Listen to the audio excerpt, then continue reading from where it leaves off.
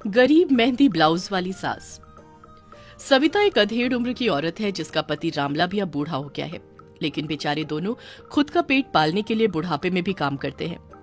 Ramlal rickshaw चलाने का काम करता है और बड़ी ही मुश्किल से दिन का 150-200 रुपए कमा पाता है। सविता को तो शुरू से ही मेहंदी लगाने का शौक हुआ करता था, लेकिन उसका ये शौक बुढ़ापे में उसकी जरूरत बन जाएगा उसे पता नहीं था। बेचारी जिस जिसके घर में शादी होती वहां लोग उसे 100-50 रुपए के लिए मेहंदी लगाने के लिए बुलाते और वो उन्हीं पैसों को कमाकर बहुत खुश हो जाती कि चलो एक समय का खाना तो निकल जाएगा। पहले तो सब ठीक ठाक था, ये लोग एक सुखी परिवार की तरह रहते थे, लेकिन जैसे ही रामलाल के बेटे अनिल की शादी अर्चना से हुई उसके बाद सब बदल सा गया। आज मेरी इतनी अच्छी कमाई हुई है, आज तो मैं उनके लिए सफारी सूट लेकर जाऊंगी। कल हमारी शादी की सालगिरह है, इतने सालों में सालगिरह पर उनको तोहफा देती आई हूँ। बस 2 साल से कुछ नहीं दे पाई हूँ, कल जाके जल्दी से उनके लिए तोहफा खरीद लूंगी। अरे अनिल, देखो तो तुम्हारी सौतेली माँ के लक्षण, इतनी बूढ़ी हो गई है पर जवानी के शौक अभी तक नहीं गए। बहू, तुम ये क्या कह रही हो? क्या गलत कह रही है अर्चना? सही तो कह रही है। बचपन से मेरे हक छीन छीन के तो अपने शौक पूरे करती आ रही हो, अब तो बस करो। रामलाल, क्यों अनिल, क्यों पड़े रहते हो अपनी माँ के पीछे तुम दोनों हमेशा? कैसे भूल गए बेटा तुम सबकी क्या कुछ नहीं किया सविता ने तुम्हारे लिए? तुम्हारी माँ को दिए हुए वचन के कारण अपनी औलाद तक पैदा न की, इतना प्यार दिया तुम्हें जो कि सगी माँ भी नहीं दे सकती। अनिल, आप तो बस ही कीजिए पापा, इस औरत ने आपको अंधा कर दिया है, इसके आगे आपको अपना बेटा तक नहीं दिखता। और मैंने कितनी बार कहा है इस औरत को मेरी माँ मत कहिए। क्या कमी रह गई जी मेरे प्यार में? हमारा बेटा हमें कैसे गलत समझ सकता है? सविता, तुम चिंता ना करो, एक दिन सब ठीक हो जाएगा। देखना, हमारा पुराना अनिल हमारे पास लौट के जरूर आएगा, जो तुम्हें बहुत प्यार करता था। जब अनिल बहुत छोटा था तब उसकी माँ की मृत्यु हो गई थी, लेकिन मरने से पहले अपनी सहेली से वो वादा लेती है कि वो उसके बेटे का माँ बनकर ध्यान रखे और रामलाल से शादी कर ले, क्योंकि उसे सविता पर पूरा भरोसा था। सविता अपनी सहेली को दिया हुआ वचन निभाती है और अनिल के लिए अपनी औलाद पैदा नहीं करती है। सविता अनिल को इतना प्यार देती है जितना शायद ही कोई दे पाता। अनिल भी सविता को ही अपनी माँ समझता, उसे बहुत प्यार करता था।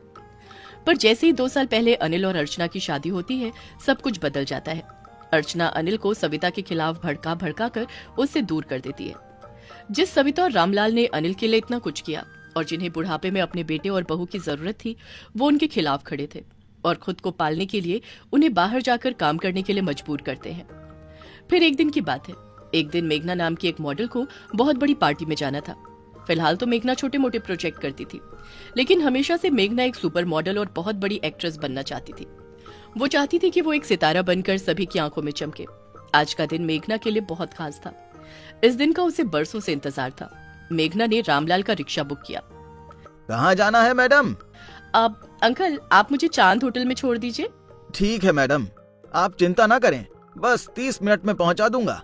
मेघना जिस पार्टी में जा रही थी वहाँ सभी बड़े बड़े लोग आने वाले थे। मेघना अपनी जिंदगी में इतने बड़े लोगों से पहले कभी नहीं मिली थी। आज उसकी मुलाकात बहुत बड़े फिल्म डायरेक्टर यश चोपड़ा से होने वाली थी और वो किसी मॉडल को अपनी फिल्म के लिए साइन करने वाला था। पर मेघना को पूरा यकीन था अपनी खूबसूरती और हुनर पर। अंकल जी, बस यहीं पर रोक दीजिए रिक्शा। जैसे ही मेघना रामलाल को पैसे देती है, पता नहीं कैसे उसकी ड्रेस रिक्शे में अटक कर पीछे से फट जाती है। ओह माय गॉड, मेरी ड्रेस कैसे फट गई? अब क्या करूं, इसको भी अभी फटना था। आज मेरी जिंदगी का सबसे बड़ा दिन था। लगता है इस ड्रेस की वजह से मेरा सपना टूट जाएगा। अंकल जी, आप ऐसा कीजिए, मुझे वापस घर छोड़ दीजिए। मैडम जी, आप बुरा ना माने तो मेरे घर चलिए। मेरी पत्नी बहुत टैलेंटेड है, वो कोई ना कोई जुगाड़ लगा ही देगी, पर आपको शर्मिंदा नहीं होने देगी। पर अंकल जी, ये डिजाइनर ड्रेस कैसे ठीक होगी? मैडम, एक बार भरोसा तो करिए। वैसे भी आप घर जाने की बात कर रही हैं, अच्छा ना लगे तो घर चली जाना। और वैसे भी मैं बाल बच्चों वाला इंसान हूँ, मेरे घर भी एक बहू है, घबराइए मत। मेघना रामलाल के साथ उसके घर जाती है। ये लो मैडम जी, आप ये मेरी साड़ी पहन लीजिए और ड्रेस मुझे दे दीजिए। साड़ी? पर मैं कैसे साड़ी पहन सकती हूँ?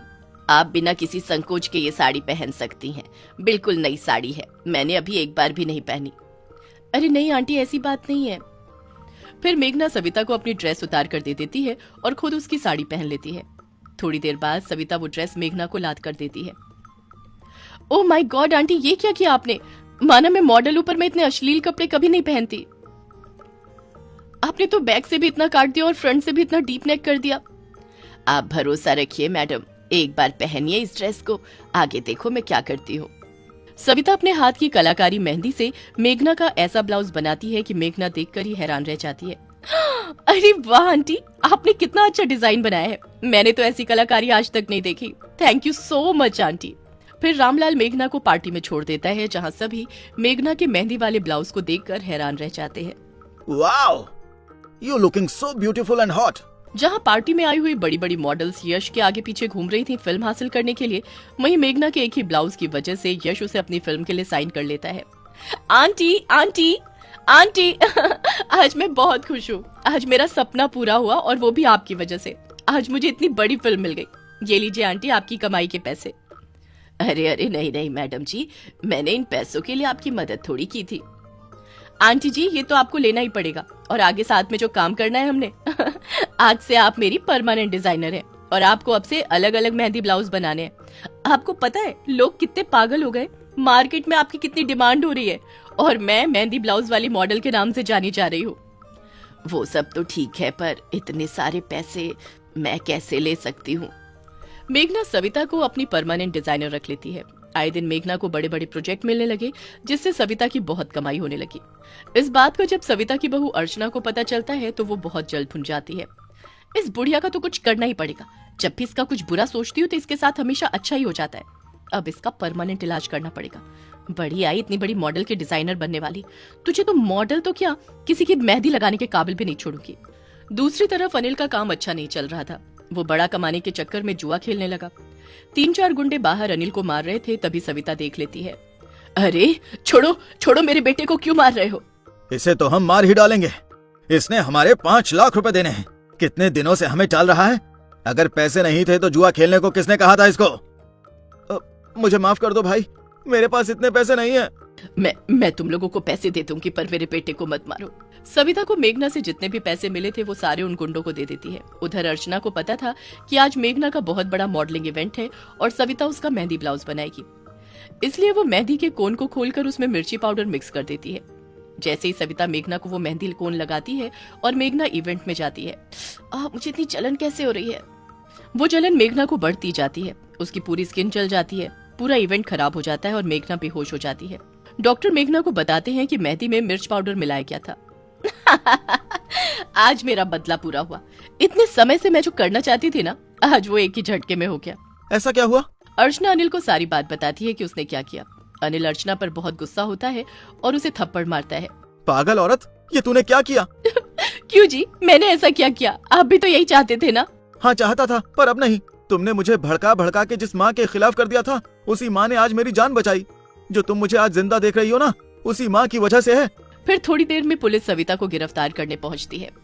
देखिए सविता जी, हम आपको गिरफ्तार करने आए हैं। आपने मॉडल मेघना के मेहंदी ब्लाउज में मिर्ची पाउडर मिलाया था, जिससे उनकी जान जाते जाते बची है। नहीं इंस्पेक्टर साहब, आपको कोई गलतफहमी हुई है। मेरी सविता ऐसा कभी नहीं कर सकती। साहब मैंने कुछ नहीं किया मैडम के साथ। माँ, आपने कुछ नहीं किया। असली गुनहगार तो ये है। आपको अरेस्ट करवाने और घर से निकालने के लिए इसने ये सब किया है। इसे गिरफ्तार कीजिए इंस्पेक्टर साहब। मुझे माफ कर दीजिए माँ जी, मुझसे बहुत बड़ी गलती हो गई। बदले की आग में मैं इतना पागल हो चुकी थी कि मुझे कुछ भी नहीं दिख रहा था। कोई बात नहीं बेटी, तुम्हें अपनी गलती का एहसास हो गया, यही काफी है। माँ, आपका कितना बड़ा दिल है माँ। हमने आपके साथ इतना गलत किया, फिर भी आपने हमें माफ कर दिया। हमें माफ कर दीजिए माँ। नहीं मेरे बच्चे, रो मत, तू तो मेरा बच्चा है ना। इस तरह से फिर से पूरा परिवार एक हो जाता है। मेघना सविता को वापस से अपनी डिजाइनर रख लेती है।